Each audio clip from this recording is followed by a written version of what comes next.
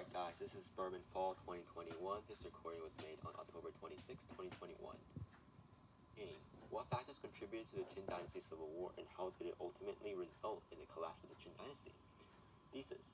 I argue that the Civil War during the Qin Dynasty was just an inevitable event due to the domino effect. Introduction. Yingzhang, aka Qin Shi Huang, was crowned king of Qing at the age of 13. Yingzhang led many campaigns during the Warring States period at the age of 29 against his rival states such as Bu and Shu. When he was satisfied with his accomplishments, he referred to his conquered land as Qin State. Thus began the Qing Dynasty. Cruel start. As the Emperor of Qing, he began the construction of the Great Wall of China to protect his land from foreigners. This project claimed an estimate of 400,000 lives. Most corpses are buried within the walls itself. People who constructed the barrier were often citizens of other states, referred to as slaves.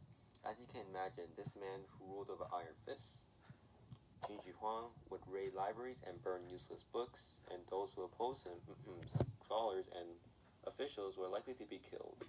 To summarize, Qin Shi Huang wasn't liked by the general public as he reigned with terror. The unbalance. Wouldn't it be unfortunate if the emperor died from poisoning and his son Qin Shi, who is incapable of ruling his father's empire, was now the crowned king of Qing? In a nutshell, Qin Shi Huang survived 3 assassination attempts and was desperate for immortality. He was supposedly drank the elixir of immortality, but ooga booga, he ultimately died from poisoning. His son, Qin Shi, who is now the emperor, is heavily dependent on the eunuch Zhao Gao. Annoyingly, Zhao Gao was a mow in the garden and caused devastating damage in Qi, the real threat. To recap, the natural power of the government was tipping towards Zhao Gao rather than emperor. Mother Nature rebels and uprisings. Let's add some spices, shall we? Nature is a force to be reckoned with.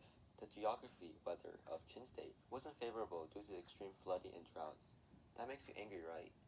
Well, the Qin farmers didn't appreciate such weather and conditions and decided to rebel against the Qin government.